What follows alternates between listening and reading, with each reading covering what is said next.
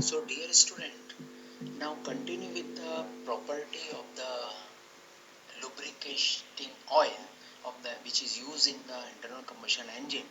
So second property after the viscosity is called the viscosity index, that is also known by the VI.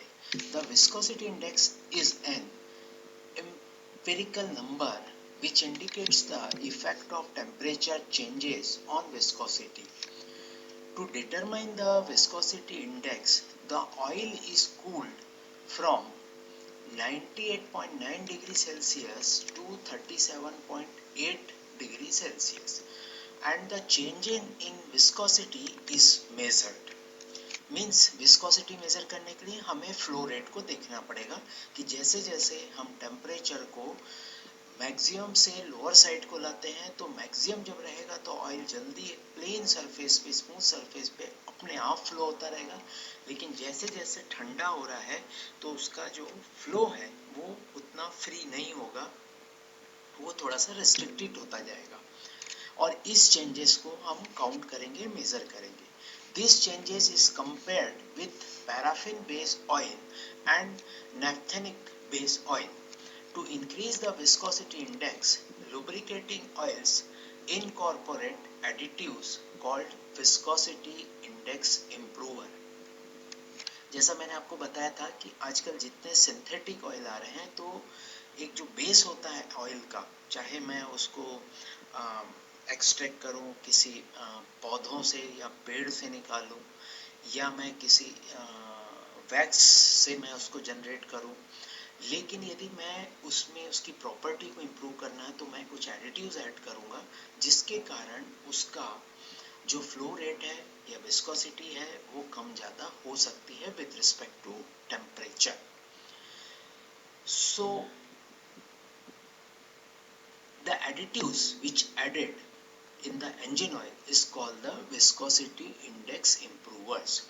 So these are high molecular weight compounds whose primary function is to reduce the viscosity variation with temperature. Certain oil containing additives and also some synthetic oil may have viscosity index greater than 100. So third property is the pour point.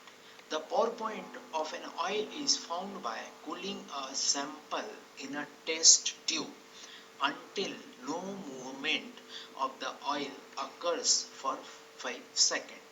After the tube is tilted from the vertical to the horizontal position.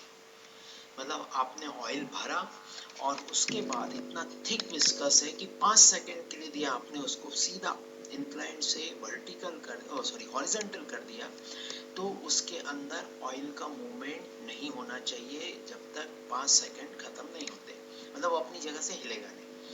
The pour point is 2.8 degrees Celsius above this temperature. The pour point indicates the temperature below which the oil loses its fluidity and will not flow or circulate in a lubricating system. The fourth property is flash and fire points. The flash point is defined as the lowest temperature at which an oil will vaporize sufficiently. The fire point is the lowest temperature which must be reached before enough vapors can rise to produce a continuous flame above the liquid oil. Both the flash and the fire points give a relative measure of the safety properties of lubricating oils. Since a high flash point denotes that a high temperature must be reached before the dangerous handling condition are reached. These two temperature must be high enough in a lubricating oil so that the oil does not flash or burn in service. Service means यदि मैंने ऐसा कोई oil ले लिया जो जल्दी low temperature पे burn होता है, जितने ज़्यादा वेपर्स बनेंगे उतना जो इंटरनल कंबशन इंजन है उसके लिए वो तकलीफदायक रहेगा. यदि आप फ्यूल को बर्न कर रहे हैं उसके साथ इंजन ऑयल भी बर्न होना शुरू हो गया तो जो फ्लेम डेवलप हो रही है वो बहुत ज़्यादा पोल्यूशन क्रिएट करेगी और हो सकता है वो कंबशन चैम्बर के बाद ऑयल चैम्बर के अंदर भी स्प्रेड आउट हो जाए जो हमारे लिए नुकसानदायक है. द पांचवा प्रॉपर्टी है engine oil का, that is called the stability. The ability of an oil to resist oxidation that would yield acids and sludge is called the stability. मतलब एक उसके अंदर जो इनकम्प्लीट कंबशन के कारण थोड़े बहुत जो भी कार्बन रेसिड्यूल्स आ रहे हैं, एग्जॉस्ट रेसिड्यूल्स आ रहे हैं, वो कहीं ना कहीं ऑयल में मिक्स हो रहा है, लेकिन एक अच्छे ऑयल की प्रॉपर्टी होना चाहिए कि उनको वो स्लज को या जो रेसिड्यूल्स आ रहे हैं उनको डिसॉल्व करता जाए, और डिसॉल्व करने के बाद उसकी जो विस्कोसिटी या थिकनेस लेयर है वो ना बढ़े, वो ज़्यादा गाढ़ा ना हो, वैसे ही वो फ्लूइडिटी को मेंटेन कर सके. So at high temperature, some oils have the tendency to break down chemically and form gummy deposits. Gummy deposit मतलब आपको यदि मैं बोलूँ एक छोटा सा एक्सपेरिमेंट करने के लिए कि वाटर और कोई भी जैसे आपका कोकोनट ऑयल हो गया या कुकिंग ऑयल हो गया, उसको लेके कटोरी में लेके पेस्ट बनाए, स्टीयर करें. स्टीयर करने के बाद एक व्हाइटिश जो पेस्ट बनेगा वो बहुत ज़्यादा स्टिकी होगा, और स्टिकी होने के कारण ऐसा यदि सेम इंजन के सर्किट में चला गया तो आप समझिए कि जितना गैलरी है जहाँ से लुब्रिकेशन ऑयल फ्लो होता है वो पूरे को वो चोक कर देगा, और कुछ मिनट तक इंजन जब तक वार्म अप नहीं होता, पूरा ऑयल सर्किट में लुब्रिकेट नहीं होता है, वो इंजन ड्राई रन करेगा, और हो सकता है उसकी वजह से हमारा जो बोर सिलेंडर है वो डैमेज हो जाए पूरा का पूरा. So gummy deposit that sticks to piston ring and other surfaces. The viscosity of the oil is changed by the presence of sludge that tends to clog the oil passage. So next important property is corrosiveness. At high temperature, especially if there is excessive blow by.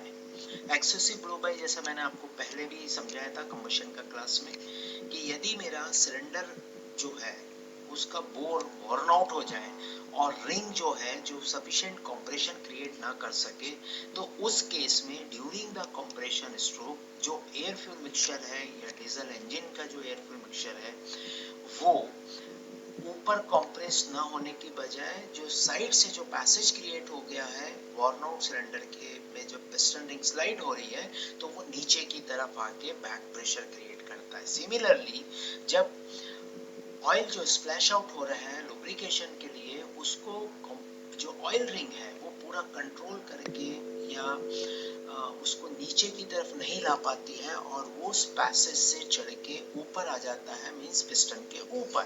It cross the oil ring as well as piston ring, compression ring, और वो piston के ऊपर आने से जब वापस compression stroke में जाता है तो वो एग्जॉस्ट और आपका जो इनलेट वॉल है उसको भी डैमेज करेगा, या वहाँ डिपॉजिट होगा, या स्पार्क प्लग है या फ्यूल इंजेक्टर है उनको भी क्लॉग करेगा. So the oil should not be corrosive but should afford protection against the corrosion. The seventh property of the good engine oil is detergency. The combustion process leaves deposit of carbon and other deposits on piston rings, valve and other parts. The deposits reduce the performance of the engine and speed up wear of part. मतलब एक आपने sudden acceleration लेना है और engine oil आपका इतना thick हो चुका है कि कंटिन्यू वो लुब्रिकेशन नहीं दे रहे हैं तो टेम्परेचर बढ़ेगा, हो सकता है इंजन के काफ़ी कंपोनेंट्स ड्राई चल जाए, तो वहाँ पे आपका फ्रिक्शन लॉसेस के कारण जो इंस्टेंट एफिशिएंसी है वो नहीं मिलेगी. So to prevent or slow down the formation of deposits, engine oil has the property of detergency to clean the deposits.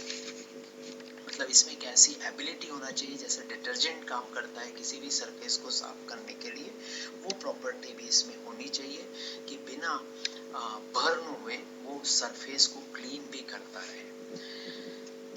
The next point is called the foaming. Any violent agitation in the crankcase cause engine oil to foam. Violent agitation मतलब यदि shake हो रहा है, जैसे मैं एक bottle के अंदर कुछ पार्ट 50% पार्ट एक कोई भी ऑयल भर लूं और उस बॉटल को टाइटली बंद करके मैं उसको शेक करूं तो उसके अंदर फोम क्रिएट होता है एयर बबल्स के साथ।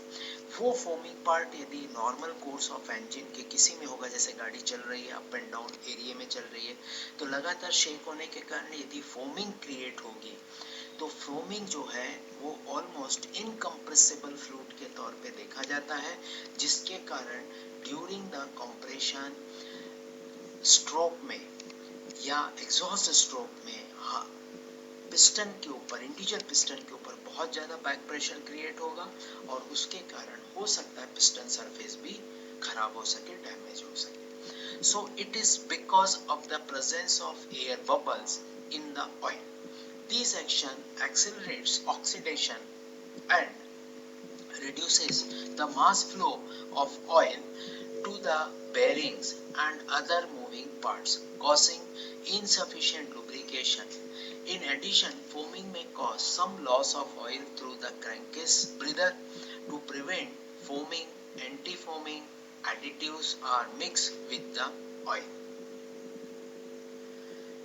So normally the additives are used.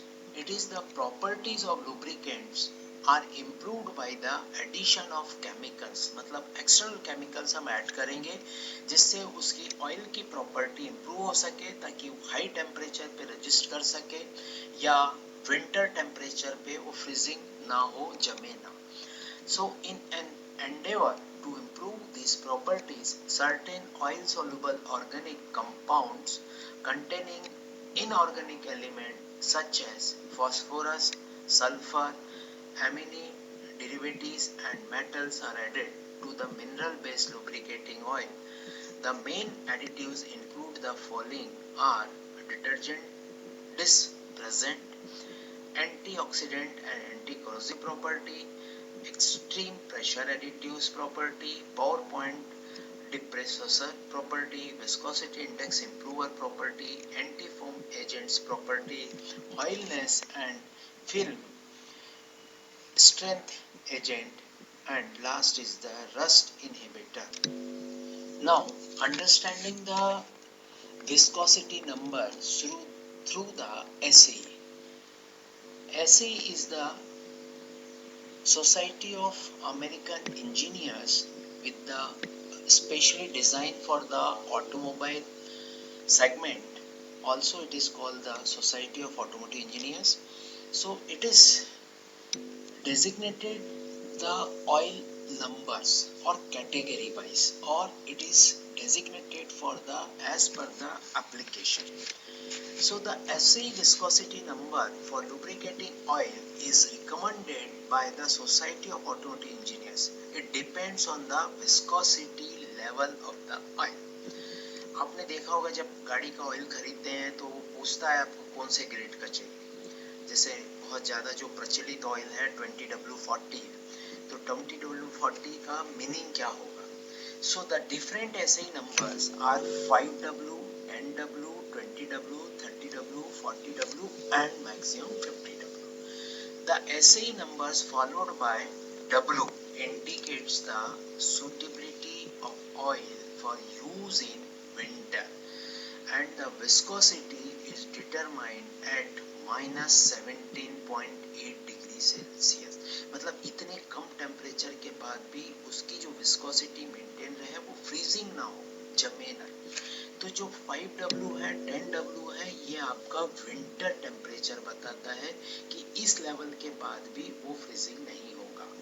So the SAE number without W are applied to oils commonly used under warmer condition, and the viscosity is determined at 98.9 degree Celsius. So each number represent a viscosity range expressed in minimum and maximum Seebold universal second, जिसको हम कहते हैं SUS, at particular test temperature. यदि आप कश्मीर वाले area में रह रहे हैं जहाँ बहुत ठंड पड़ती है, -डिग्री टेम्परेचर चल जाता है, तो वहाँ पे अकॉर्डिंग टू 5W या 10W ऑयल मोस्ट सुटेबल रहेगा। आप यदि एक नॉर्मल जैसे मध्य प्रदेश की टोपोग्राफी में आप रहते हैं जहाँ पे टेम्परेचर ना बहुत ज़्यादा गर्म होता ना ठंडा होता, तो वहाँ आप 20W से 30W आपको सूट करेगा। इसके अलावा 40W एंड 50W भी सूट करेगा। जैसे बहुत बड़ी मशीनें हैं, बहुत सारे ट्रक हैं, वहाँ बहुत पावरफुल इंजन है, तो ऑब्वियसली पावरफुल इंजन है तो उसका ऑयल पंप का साइज भी बड़ा होगा, स्टेनर भी बड़ा होगा, तो वो सफिशिएंटली तरीके से ऑयल को ऊपर की ओर खींच लेता है। So each number represent a viscosity range expressed in minimum and maximum Seabolt universal second SUS at a particular test temperature. The increasing number indicate increase in viscosity. The multigrade oils, for example 10W40, satisfy service requirement at low as well as at high temperature. अभी की तारीख में यदि आप देखें new generation vehicle में तो 5W40 या 10W40 is the most suitable oil which is stable in all different parameters। यानी बहुत ज़्यादा इंजन गर्म हो रहा है तब भी उसके एवोपरेशन लॉसेस बहुत मिनिमम है, और यदि बहुत ज़्यादा ठंड पड़ रही है तो भी वो फ्रीज नहीं होता है। So that multigrade oils, for example 10W40, is satisfy service requirement at low as well as at high temperature. The first number indicates the viscosity at minus 17.8 degree Celsius and the second number at 98.9 degree Celsius is called the maximum temperature.